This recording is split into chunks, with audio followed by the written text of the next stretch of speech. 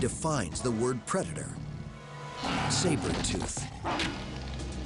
A huge cat which specialized in killing the very biggest prey.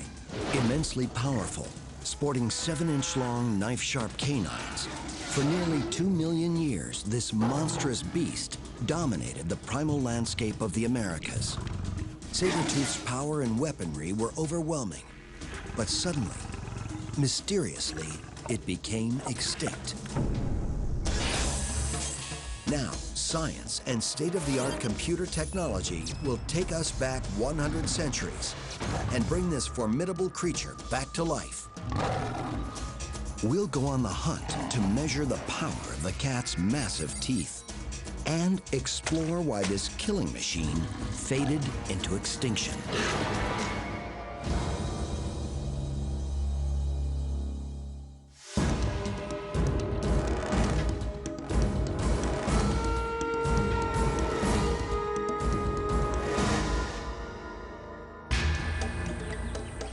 The African lion, one of the Earth's deadly predators. Up to 9 feet long and weighing in at 400 pounds, it rules the savannas and richly deserves its name, King of the Beasts. But as intimidating as it is, the lion pales beside its prehistoric relative, Smilodon fatalis, the saber-toothed cat. Massively built, Smilodon may have weighed up to 750 pounds, 25% more than the biggest male lion, and it carried some serious weaponry. 14,000 years ago, just as human hunters began colonizing North America, this carnivore roamed the continent. But the environment was in a state of flux. Although a 1,000-foot thick sheet of ice still covered the far north, much of the rest of America was a lush landscape. It teemed with bizarre megabeasts, mighty mammoths, giant ground sloths, and ancient bison, all engaged in a constant battle for survival, pitted against some of the most lethal killers ever to walk the earth. The 11-foot-tall, short-faced bear, the largest bear that ever lived. The savage direwolf, the big dog of the era, which could run down even bigger prey in packs of 30 or more. And the massive American lion. But the most deadly hunter of all was Smilodon. Imagine 2 steak knives attached to a massively muscular beast. With the hunting skills to use them, the saber-tooth was engineered to kill. This fierce cat could conquer any prey, even a mammoth. Saber-tooth was the most dangerous carnivore of its time, probably the only beast that could face down the giant, scavenging, short-faced bear.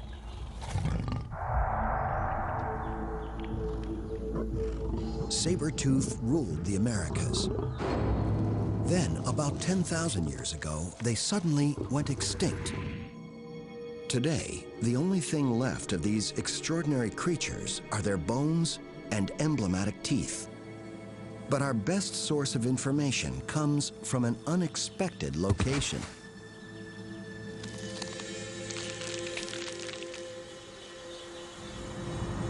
In a place called the Miracle Mile, deep in the heart of Los Angeles, there lies a fossil gold mine.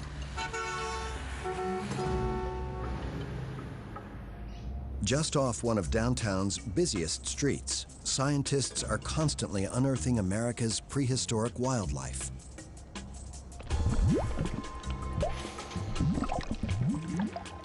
The La Brea tar pits are a collection of toxic-looking lakes and pools.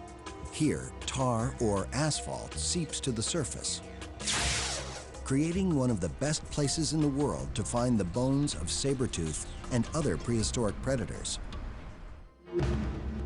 14,000 years ago, though the climate was cooler, the vegetation and terrain of Southern California were very similar to today. The tar pits were hidden in the landscape, making them one of the most deadly animal traps ever known. In the summer, molten asphalt oozing up from thousands of feet below ground would form intensely sticky pools. These were covered by leaves and other debris. Any hapless creature wandering into the area would become stuck fast, as if to a giant piece of flypaper. If the victim was a prey animal, predators like Sabertooth were attracted to what looked like an easy meal. Soon, they too become mired in the tar. Ultimately, both hunter and hunted would die, sinking into the asphalt to be preserved forever.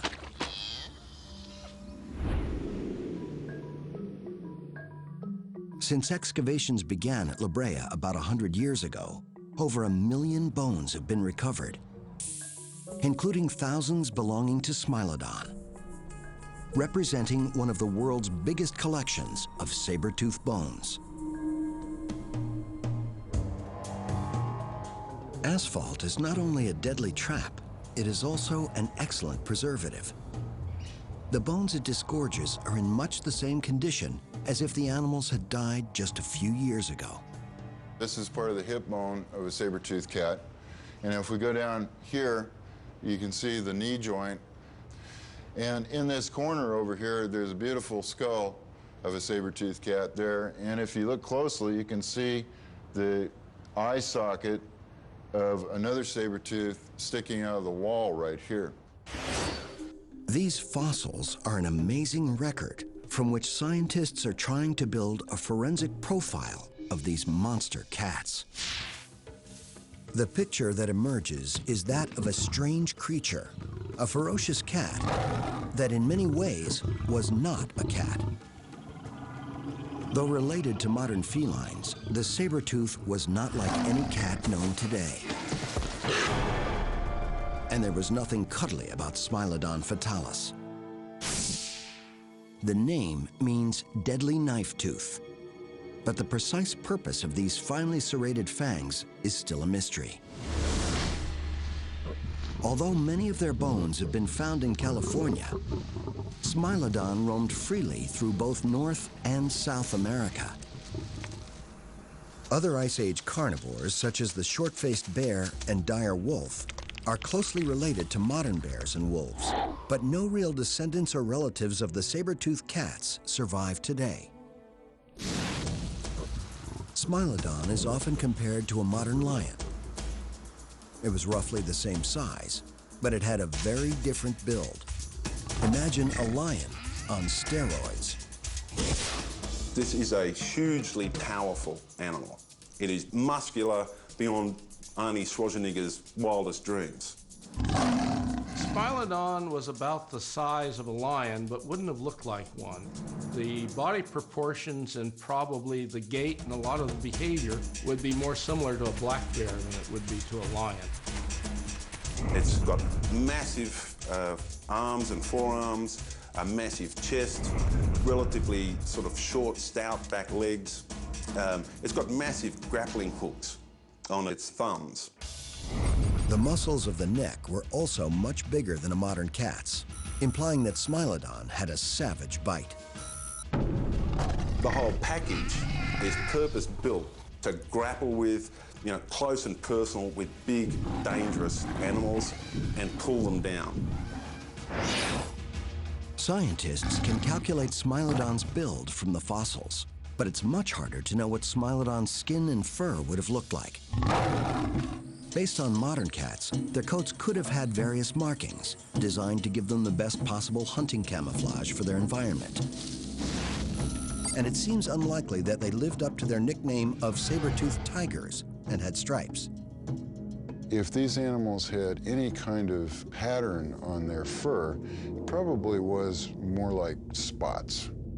The stripes just don't necessarily fit into the type of habitat that we had here at Rancho La Brea.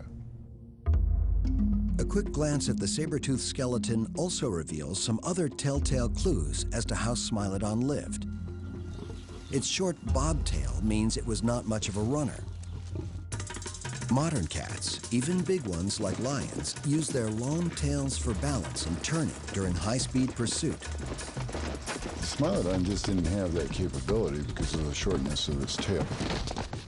This animal obviously was doing something completely different from modern feline cats.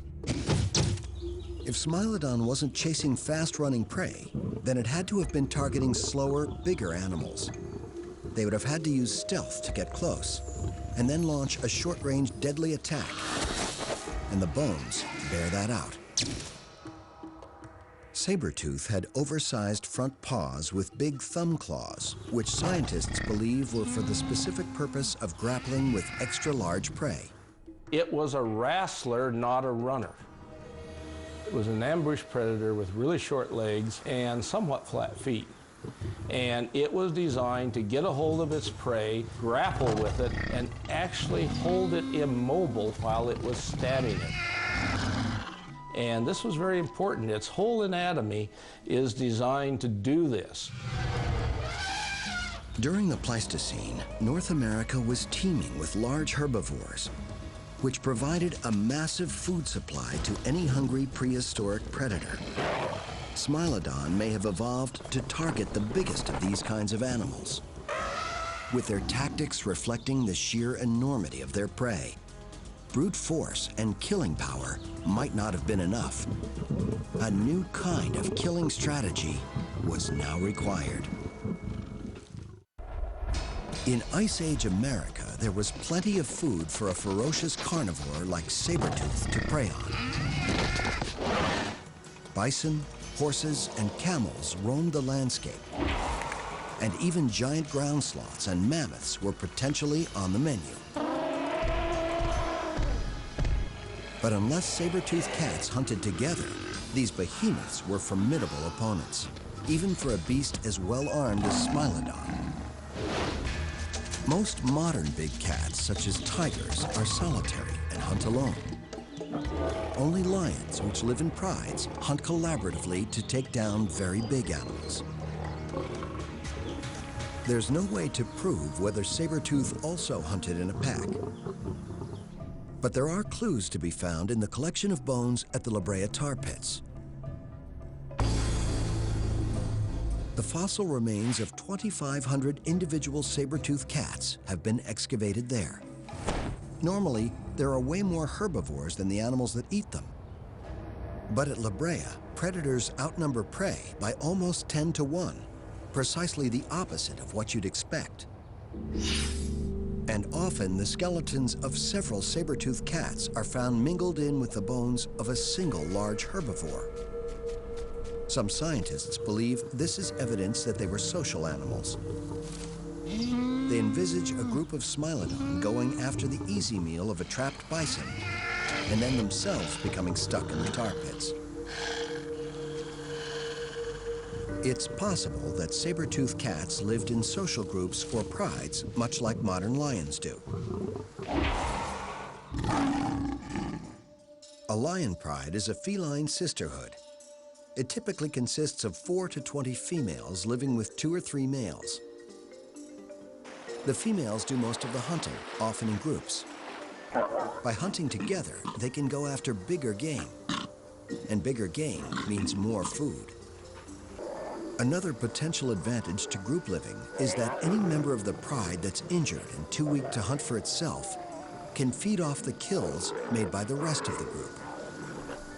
And among the saber-tooth remains at La Brea, paleontologist Chris Shaw sees evidence that saber-tooth cats were able to survive terrible injuries, injuries that would have stopped them from hunting.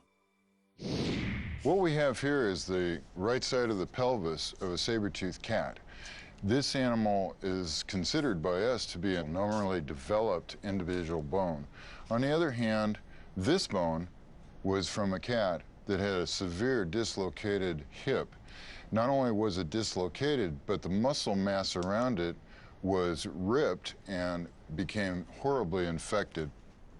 This animal survived for months, if not years, with this condition. He thinks that injuries like this would have been fatal for an animal living on its own. The fact that these bones healed means it had been supported in a group of saber-toothed cats. Shaw believes that several animals work together and may have even nurtured injured group members, allowing them to feed at group kills and protecting them from other predators. Whether or not you could call it a pack per se or a pride is probably questionable. I would prefer to just call it a social group of some kind. But for others, the idea of saber-toothed cats helping to feed and take care of an injured member of a social group is pretty far-fetched. The fact of the matter is, more likely that they might eat the injured member. I don't think there would be any advantage for Smilodon to live in a pride or to be very social. In fact, social interaction is extremely rare in carnivores in general. It's mostly something that dogs or dog-like animals do. It's not a cat thing.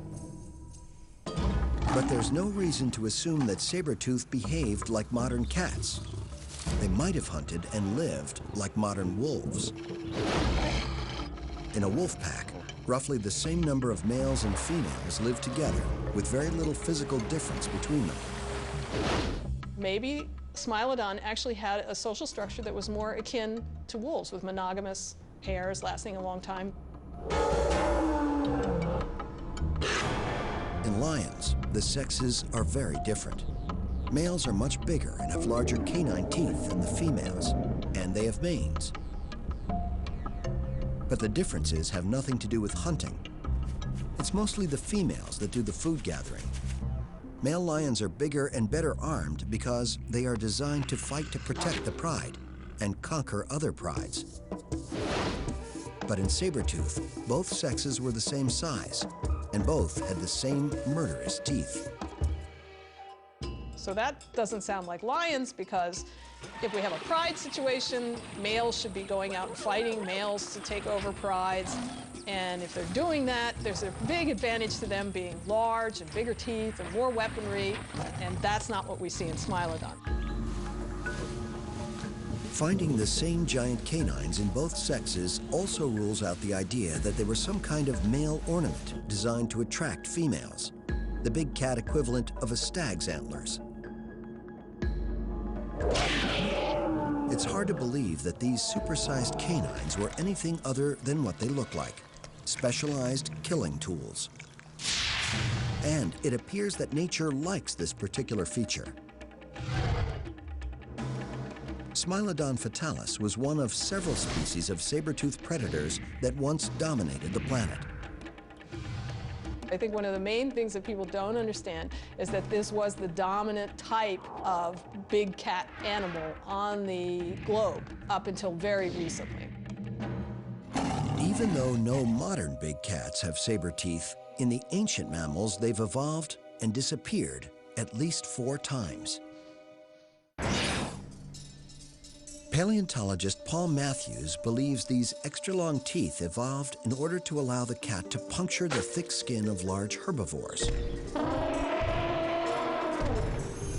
Matthews has been testing DNA from Homotherium, the scimitar-toothed cat, a cousin of Smilodon, found in Beringia, the area of the Alaskan and Canadian Yukon through which humans first came to the Americas over 12,000 years ago. And he discovered that Homotherium was eating practically nothing but mammoth. I think we're starting to get enough evidence to say that the saber-tooth morphology that has evolved a number of times in history is all about going after thick-skinned prey. With canine teeth that were twice as long as Homotherium's and a more muscular body, perhaps Smilodon was designed not just to target young mammoths, but the adults as well. And whether saber-tooth hunted alone or in groups, it seems it was designed to take on all the big prey animals living at the time. It was specialized toward killing big animals, animals bigger than itself. It's arguably the most specialized mammal that's ever evolved with respect to that kind of big game hunting specialist. Like modern big cats, saber-tooth was a hyper-carnivore. The only thing it was interested in eating was fresh meat, and lots of it. Amazingly, we don't have to speculate what the saber-tooth ate.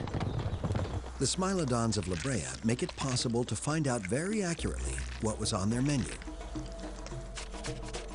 The bones are so well preserved by the tar that many of the proteins that were present when the animals died are still embedded. And in those proteins is the evidence of what saber-toothed cats preyed on.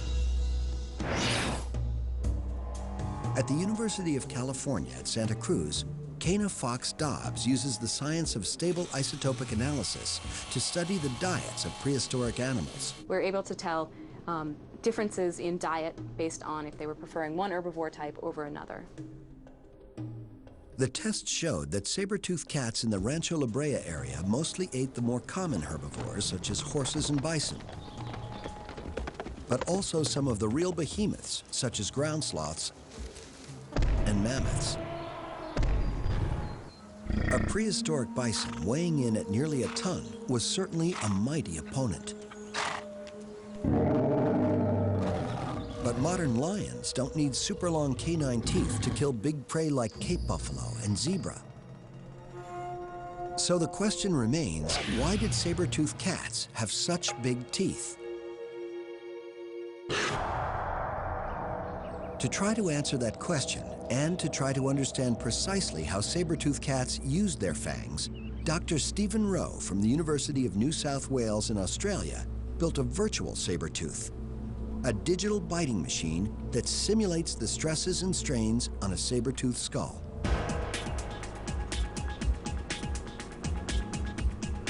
He CT scanned a Smilodon skull, which was later digitally rebuilt, even down to subtle differences in bone density and tooth structure. Simulated muscles were attached in all the correct places, allowing them to simulate more accurately than ever before the precise biting action and power of a saber-toothed cat. From these models, we can then digitally crash test these animals. We can run them through different behaviours, basically putting limits on how they could have behaved and what they were best adapted to do. Rowe and his team then did the same thing for a modern lion, recreating a perfect facsimile of the king of the beasts. Then they put digital saber-tooth and digital lion through a bite-off. It was widely thought that saber-tooth, with its massively muscled body, would have a very powerful bite, at least as strong as a lion of comparable size. But the bite-off produced a surprise winner. In a nutshell, our results are showing and telling us that Smilodon actually bit like a bit of a pussycat. For a guy or gal of his size, the bite was weak, around about half as powerful as a lion of the same size.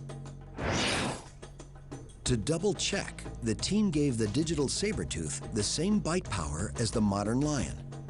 Now, when we did that, bang, Smilodon's jaw blew up.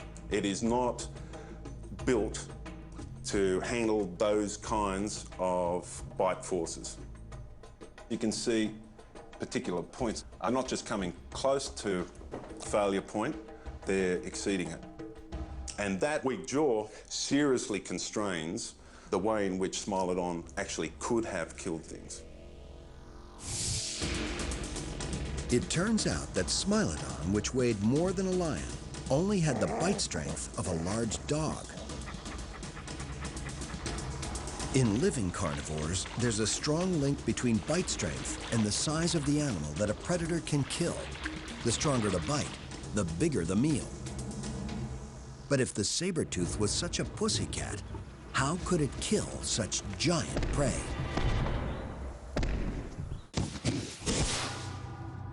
Ever since the first perfectly preserved saber-tooth remains were excavated from the La Brea tar pits in Los Angeles in 1875, scientists have been trying to figure out exactly how Smilodon used their supersized canines. In spite of a weak bite, we know they were eating big animals like bison, even mammoths and sloths. So presumably, Smilodon's knife-like teeth were a special adaptation for killing their mega prey. But African lions can also take down big prey, and their canines are not nearly as long. So Smilodon's teeth must have had a deadly design advantage, and they must have used a very different killing technique to that of modern cats. Compared to sabertooths, modern big cats have shorter but sturdier conical-shaped canine teeth, which they use to seize prey and grapple them to the ground.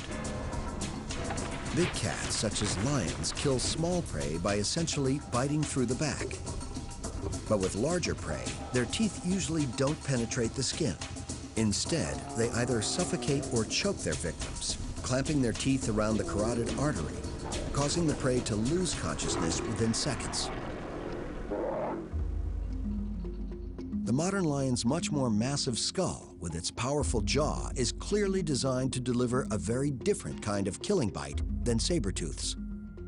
The African lion has these canine teeth that are relatively round in cross-section. They're really peg-like by comparison with these knives that are coming out of the front of the jaws of this animal. So the sabers are extremely long. They're very narrow from side to side. They're fairly broad from front to back. But these knives clearly had some limitations. Sabertooth's canines were sharp, dangerous weapons, not in any way designed for the kind of violent struggling kills that lions engage in. The sabers were strong in the forward-backward direction, but relatively weak and brittle when subjected to side-to-side motion. And that weakness means there were some real limits to where Sabertooth could bite its victims. If it got its canines caught up in the bones of struggling prey, Smilodon was likely to lose a tooth. I don't think an attack along the spine of the prey would have made sense for Smilodon because they had those enormous sabers.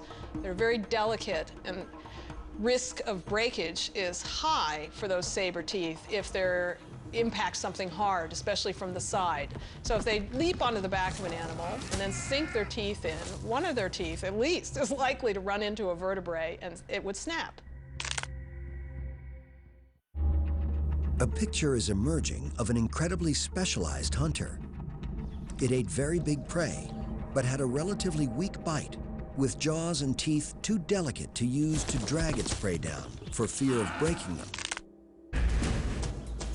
So, by a process of elimination, it seems the key to the sabertooth's attack was to wrestle its prey to the ground before delivering the coup de grace. It had to get that animal down on its butt and effectively immobile.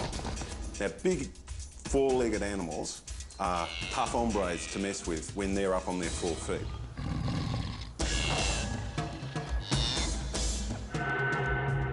This violent wrestling style of attack is borne out by the large number of Smilodon bones that show evidence of severe injuries in the lower back area. That is indicative of high stresses being placed on that region, which is like when you're trying to lift weights or do something like that, or pull a big weight down, cementing your hindquarters to the ground. You could see how that could really torque the lumbar, the lower back region, and that's where we see a lot of injuries in Smilodon. But this still doesn't explain the real value of Smilodon's enormous teeth.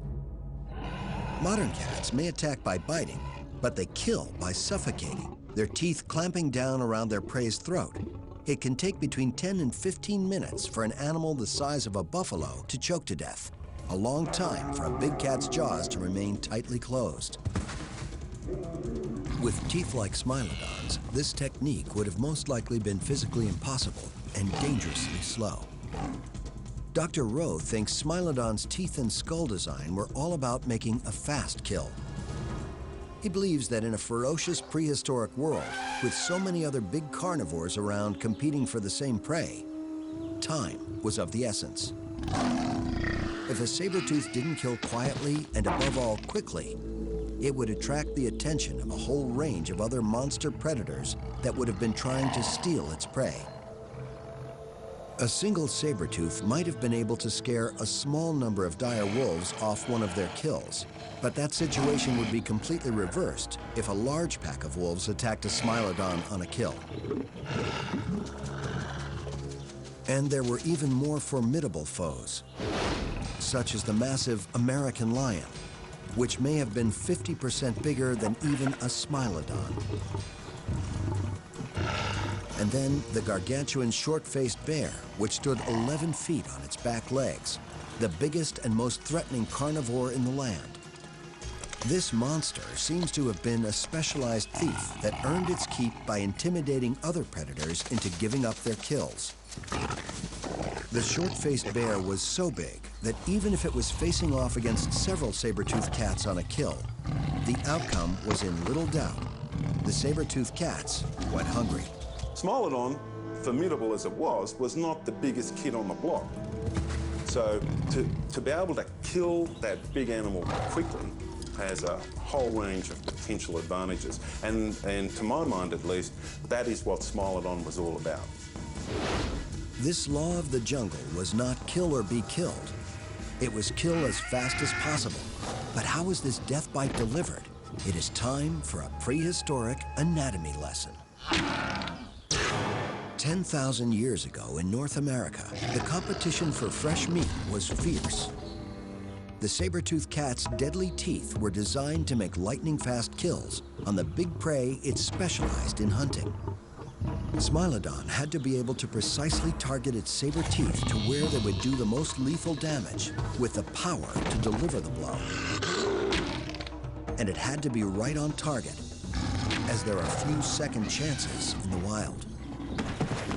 Smilodon had a hugely powerful neck.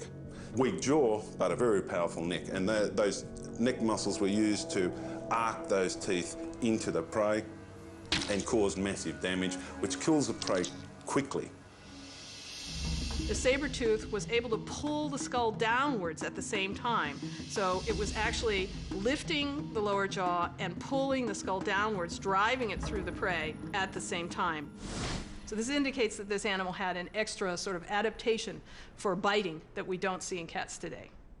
The question remains, how, and as importantly, where did Smilodon sink its fangs into its victims? There are two theories: slashing their throats, or a disemboweling bite into the guts of the prey. William Ackerston, curator of vertebrate paleontology at the Idaho Museum of Natural History, believes that Smilodon would go for the belly. Sabertooth can't stab its prey with its canines because the cat's lower jaw gets in the way, hitting the victim first and causing the sabers to glance off. So Ackerston's belly bite theory suggests they used their sabers to make what he calls a shear bite, a long wound down the abdomen of the prey. The lower jaw would be pressed into the prey animal, and then the skull would be lowered, rotated around to the lower jaw.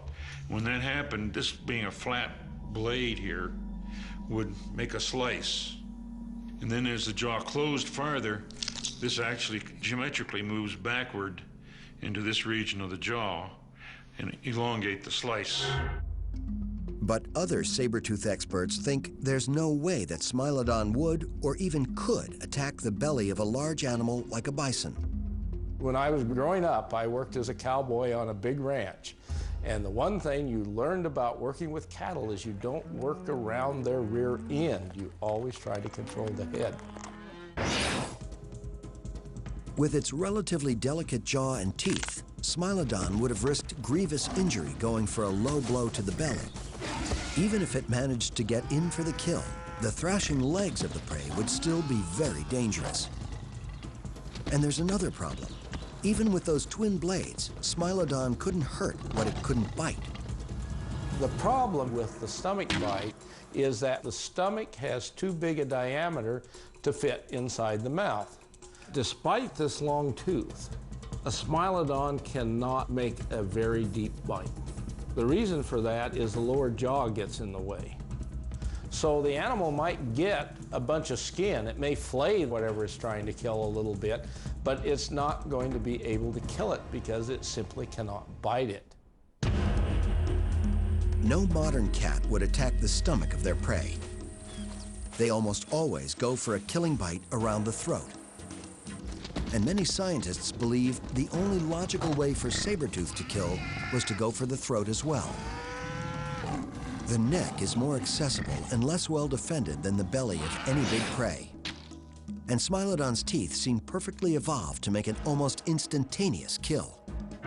There's absolutely no doubt that once you've ripped out an animal's major arteries and/or windpipe, they're going to die much more quickly than if you just try and strangle them. The neck contains more vital blood vessels. You'll get a quicker and more certain kill biting the neck than you will biting the stomach. Martin believes that the saber teeth were designed for a very specific purpose, to cut the throat of the prey. He thinks that Smilodon's canines worked in an almost identical way to a specialized curved assassin's knife. And the interesting thing about this knife is the real cutting edge is on the inside of the curvature. If you have a curved knife like this and you drive it in and you drive it around, the curvature rotates the blade and it cuts itself out while you're stabbing, which is as close to instant death as you're going to have. Professor Frank Mendel is also fascinated by the mystery of how Sabertooth killed its prey. In order to demonstrate and understand how this fatal bite was delivered, Mendel has constructed a biomechanical model of a Smilodon jaw. I'm suggesting that Smilodon simply drove the teeth through the neck, severed the vessels, and then withdrew the teeth. I don't see the need for the extra effort to rip the throat out because I don't think it affects any more lethal damage to the animal. This is laparoscopy versus open surgery. You do as little damage as necessary to get the job done. At this big cat sanctuary in Bridgeport, Texas, a sabertooth will bite again. The Center for Animal Research and Education, or CARE, is a safe haven for abused and abandoned big cats and a resource to the scientific community. It's here Mendel can find prey for his metal predator. It's designed to be able to accurately simulate the biting action of any carnivore. The teeth are based on this specimen from La Brea. Exactly the same detail, the same fit, same sizes, all the rest. Of the carcasses already earmarked to be fed to the big cats at CARE, Mendel is going to use a cow to approximate the size and proportions of one of the Smilodon's favorite delicacies, bison. Most of the animals used at CARE have expired of natural causes. In other cases, the animals are in critical health and are euthanized. We're gonna go. The first experiment will be to try to simulate the so-called belly bite. The test begins. Good.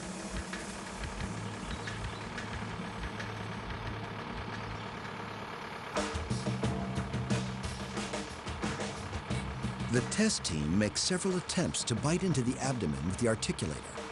But no matter what angle they use, they cannot bite very deeply. It just pushes it right off the blade. The lower jaw prevents the canines from gaining an angle that will allow a deep bite.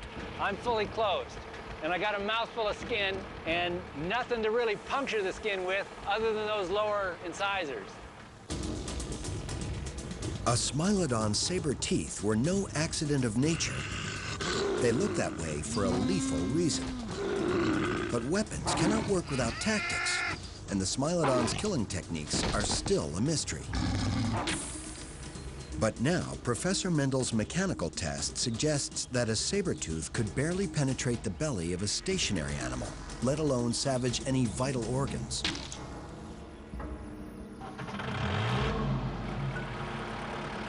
Okay, down. The next target is the neck. The team expects the mechanical Smilodon will have no problem biting here. Good. Hold it. But there is one critical question. How much bite pressure is needed for the teeth to slice all the way through? Computer models showed the saber-tooth couldn't actually bite very hard. Will mechanical tests bear this out? Even with a motionless prey, it is not that easy. But after several tries, Mendel's machine finally penetrates the neck of the cow carcass. Oh, it popped through. What we've seen here is that both teeth penetrated deeply into the neck. The next question would be, did it catch anything fatal? Did it catch anything lethal, rather, like one of the major vessels? By measuring the bite strength of this model, the team also discovered that precision, not power, was Smilodon's secret weapon. They did not have to bite very hard to punch through the skin, severing vital blood vessels. Between 200 and 300 pounds is what it usually takes to penetrate the skin of the animals. Considering that some humans can actually generate 300 pounds of bite pressure, I think the average cat could do this fairly easily. Once the teeth are engaged, those vessels can be sawed by those serrated edges on front or back. Mendel says that if the teeth cut through both jugular veins, the prey would pass out and bleed to death in a few but long minutes. But if they cut through the carotid arteries, the animal will die almost instantly. So, once it had them down on the ground, Smilodon could easily penetrate the necks of even the thickest-skinned animals. The biomechanical test strongly suggests that it was almost impossible for saber-toothed cats to inflict a fatal bite on the abdomen of the bigger animals they could catch. But to those who favor the belly bite theory, Professor Mendel's test is by no means conclusive. But even if the neck bite was only one potential tactic of a versatile predator, this experiment does confirm that Smilodon's knife-like canines were uniquely suited for killing, with a fast bite to the neck of its prey. It may have had different approaches for different size animals, and it may have depended on the actual situation at the time. But basically, it is going to be using those claws to get that big guy on the ground and exert force onto the front end, onto the animal's head and neck. The test also shows that these specialized teeth also had limitations. It is this specialization that may have led to the demise of the saber-toothed cats.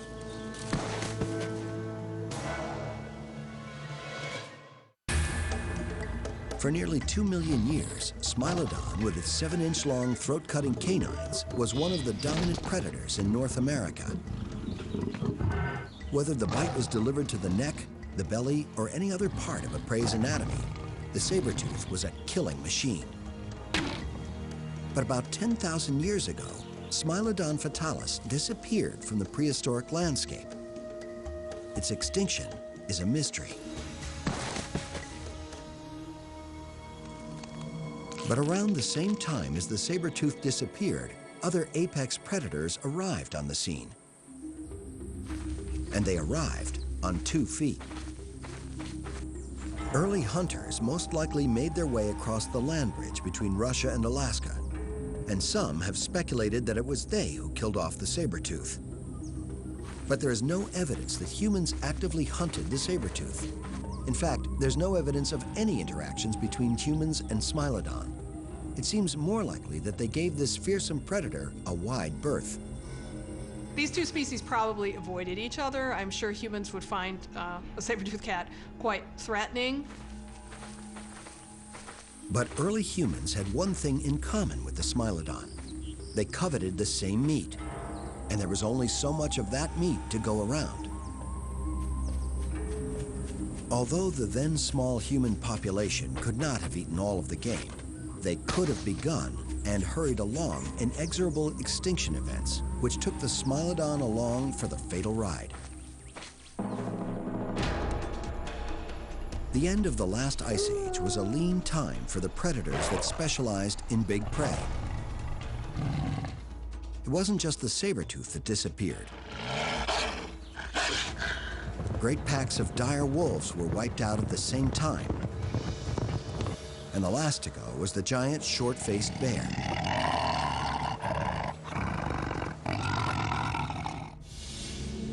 A recent theory suggests a comet might have triggered a mass extinction event in North America. No one can say for certain, but the climate did warm and became much drier. The world changed from one that was largely forest to an open landscape of grassy prairies. The denizens of these grasslands, the mammoths, the ground sloths, began to die off. Less prey meant fewer and fewer predators. The only animal big enough to be worthwhile for a saber-toothed cat, or for that matter for a lion, was the American bison. But the American bison changed from a woodland bison to a prairie bison. And prairies are unsatisfactory habitat for even modern cats.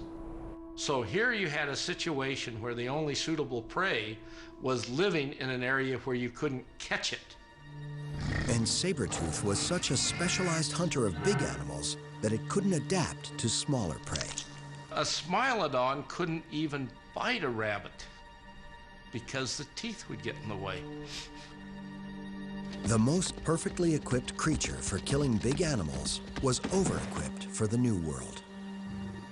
It is a beautifully adapted animal for getting large animals onto the ground and then killing them quickly. Frankly, it's not very well designed for anything else. And that may well be at the heart of explaining why Smilodon isn't around anymore. Today, the closest thing to a modern sabertooth is Borneo's cloud, a medium-sized tree-dwelling cat with unusually long canines.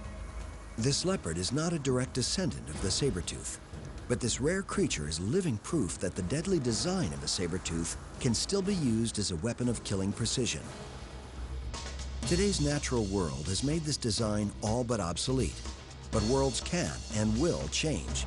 The art of killing always strives toward perfection, and given the chance, a saber-toothed cat might well evolve again.